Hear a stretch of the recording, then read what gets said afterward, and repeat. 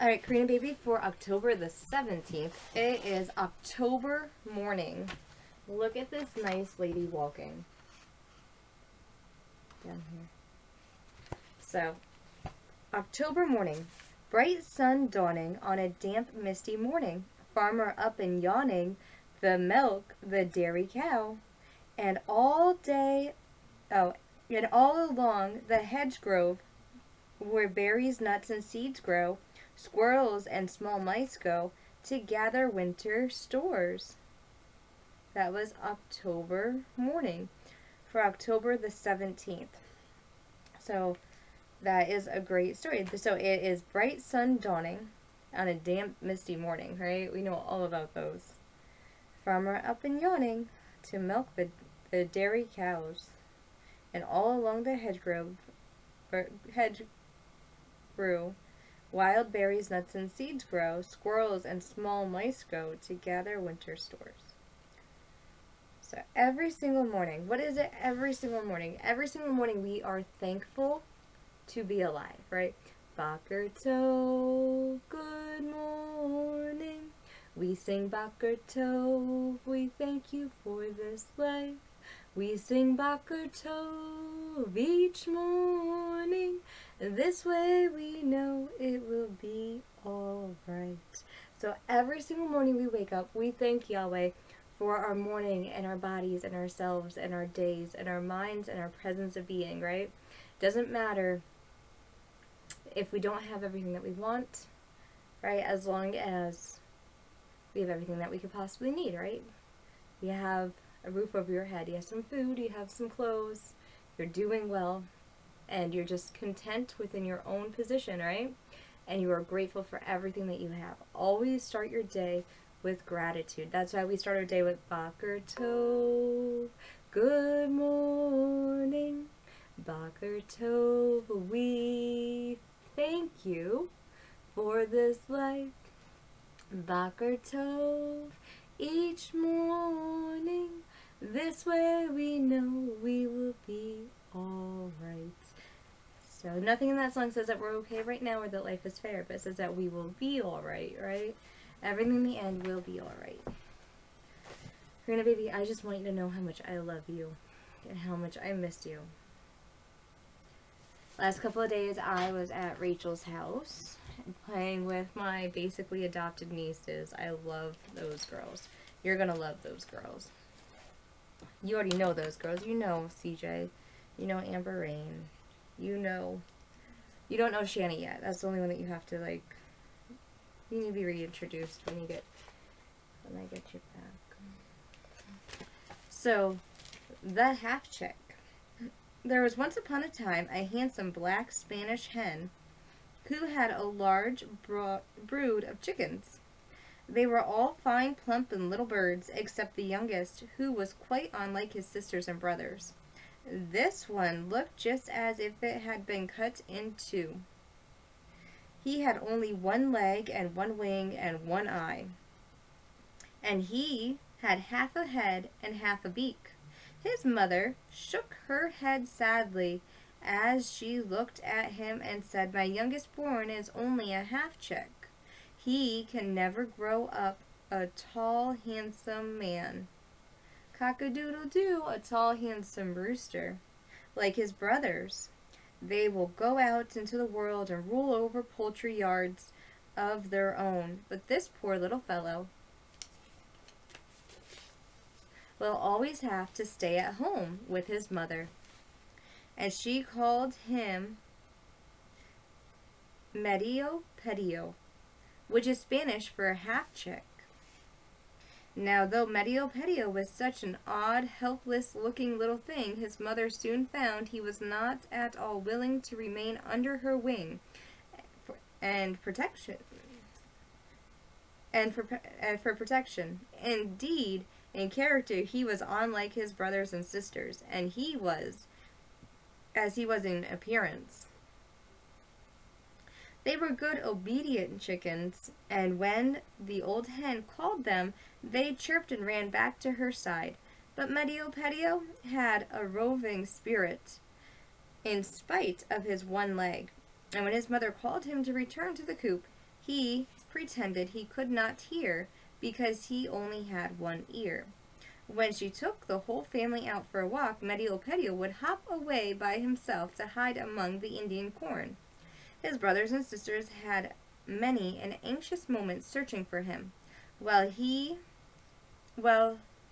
his mother ran to and fro, crackling in fear and dismay. As he grew older, he became more self-willed and disobedient. His manner to his mother was often rude, and his temper to the other chickens disagreeable. One day he had been out for a long expedition than usual in the fields. Oh, on his return, he shuttled up to his mother with a particular little hop and a kick, which was his way of walking, and cocking his one eye at her in a very bold way.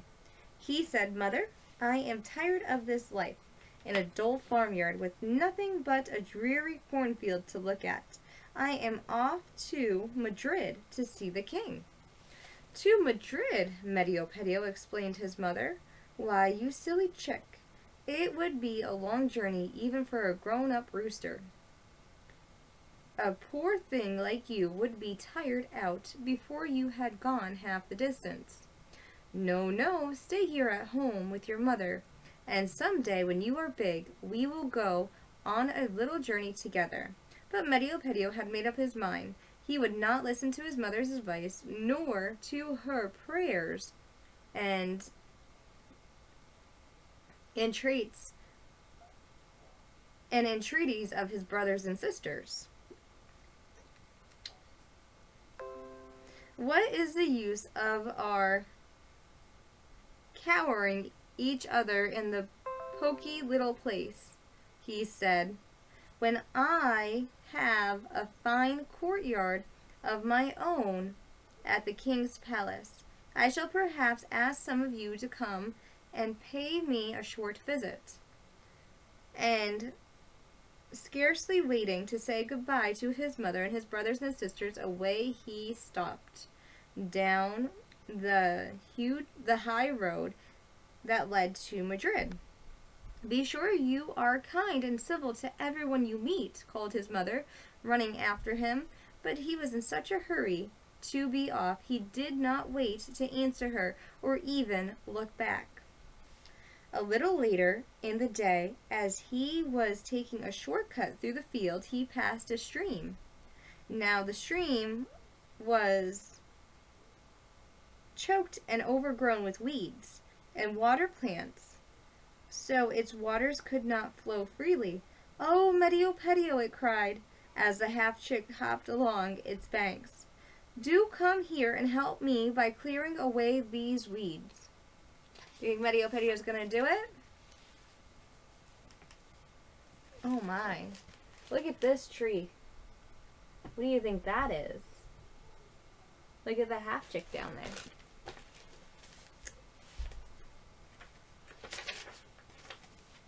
"Help you? Indeed," exclaimed Medio Pedio, tossing his head and shaking his few feathers of his tail.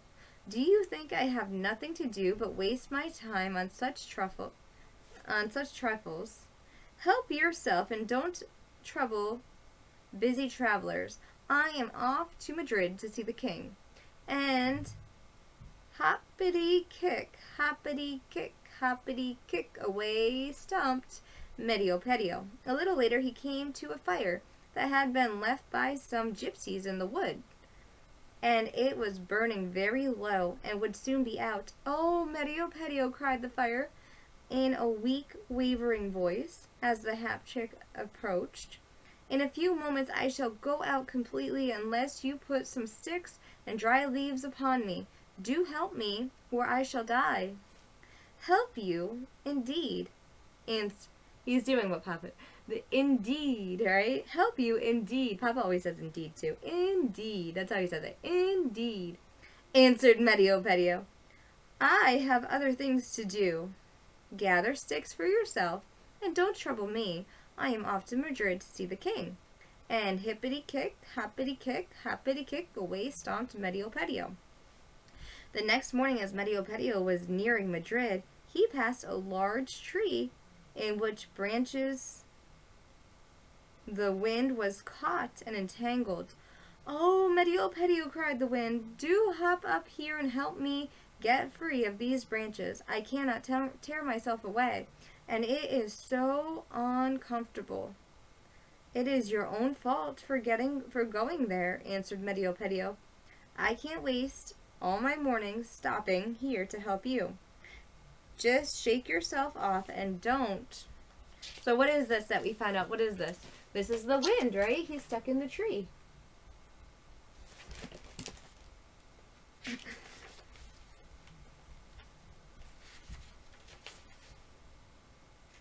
"Off and don't hinder me, for I am off to Madrid to see the king." And hippity-kick, hoppity-kick, hoppity-kick, away stomped Medio-Pedio in great glee, for the towers and the roofs of Madrid were now in sight. Now what did his mama tell him? His mama told him to be kind to everyone that he meets. Always be kind. I don't care who it is, Karina. I don't care if it's someone on the streets that you just met and they're sleeping on the streets and they look dirty or not clean or not kempt. Everyone is made of the same stuff. Everyone is made of the same stuff, and this life is hard. Always. I don't care if it's the janitor. I don't care who it is. Always protect yourself, but always be kind. Always be kind to everybody. Always be kind. You don't know what someone else is going through. You don't know what got them into the position that they're in.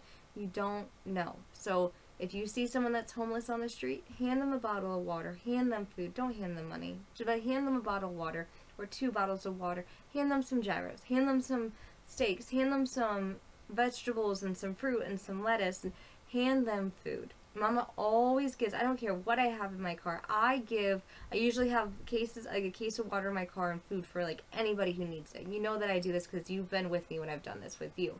I don't know if you remember or not, but that's okay. Always hand food. Everyone needs food. Everyone needs to eat. Okay? Everyone needs water. If you want to survive, you need water. So always hand people water. So always treat everyone the same. What did Medio-Pedio do? Did he help out the stream? No, he walked by it, right? He was like, "No, I'm not helping you with your weeds. Help yourself." How is the stream supposed to help itself when it's in the water and the water's already flowing and the weeds are there? Was he better off helping that stream? What do you think? I think he was. How about the fire? The fire went out, right? He didn't put any kindling underneath it at all. He didn't want to. He wanted to just go to Madrid. That's all he cared about. How about the wind? Did he help out the wind? Did you get the wind from the tree? He said, "No, help yourself." He told all 3 of them to help themselves, but they got themselves stuck in their own predicament, right? So let's find out what happens.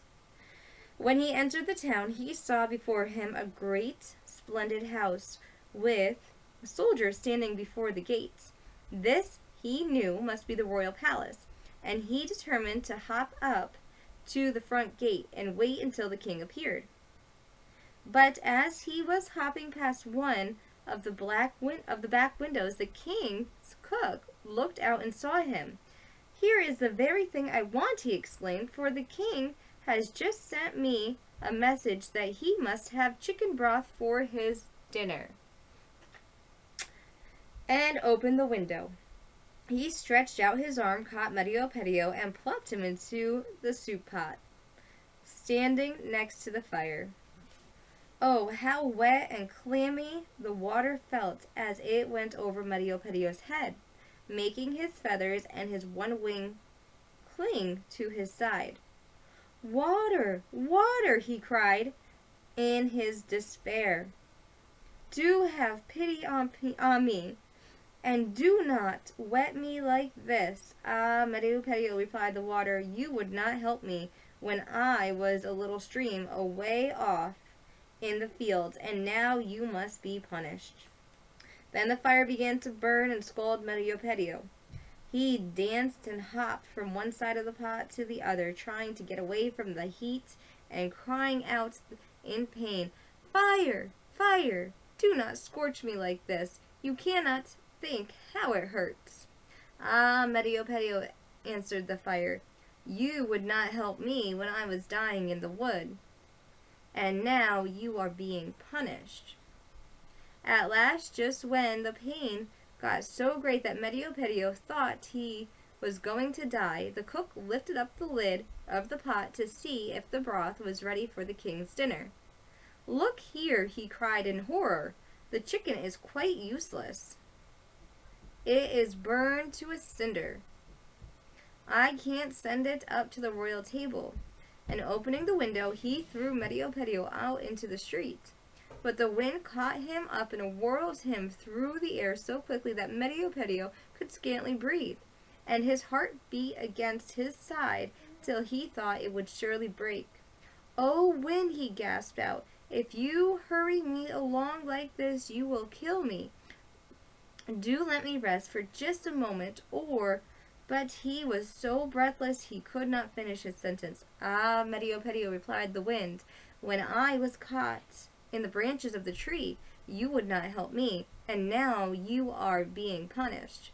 And he swirled Medio Pedio over the roofs of the house till he reached the highest church of the city, and there he left him fastened to the top of the steeple. And there stands Medio Pedio to this day. If you go to Madrid and walk along the streets till you come to the highest church, there you will see Medio Pedio perched on his one leg on the steeple, with his one wing drooping to his side, gazing sadly out of his one eye over the city. Alright, that was Medio Pedio. Now, even though Medio Pedio didn't help the water, and didn't help the fire, and didn't help the wind, was it right for the wind to swirl him around till he was down to the top of the steeple and not let him go? Was it right for the fire to just burn him instead of not burning him? Was it right of the water to basically just drown him, right, and have him in the water? Was it right? Say if this was like a real situation, and say Medio Pedio was awfully rude. Say you met someone who was awfully rude to you, right? It's not right to say anything harsh back. If someone is hurting you, is because they are hurt themselves. The best thing that you could possibly do to anyone who's hurt is show them love. And they will hurt you. They will. Alright? So you're going to show love, and you're going to get inflicted with some pain. And then you're going to show more love, and you might get inflicted with even more pain, because this person might be super hurt. So hurt that they just want to hurt everyone and everything else around them. Hurt people though. So you want to help to heal this person, right? And you want to show love no matter what. Hurting somebody who's already hurt is wrong. I don't care who it is. I don't care what they do to you. Hurting somebody who is always hurt, like already hurt, is wrong. You have to show love, kindness, understanding, acceptance, and letting everybody be seen around you, right? You never want to leave somebody in your presence that doesn't feel seen and understood and loved. You want people to feel loved, understood, and seen, right? It doesn't matter if you actually fully agree with something. It doesn't matter. This life is short. This life is too short to have petty arguments over stupid things. You can't let little things drag you down.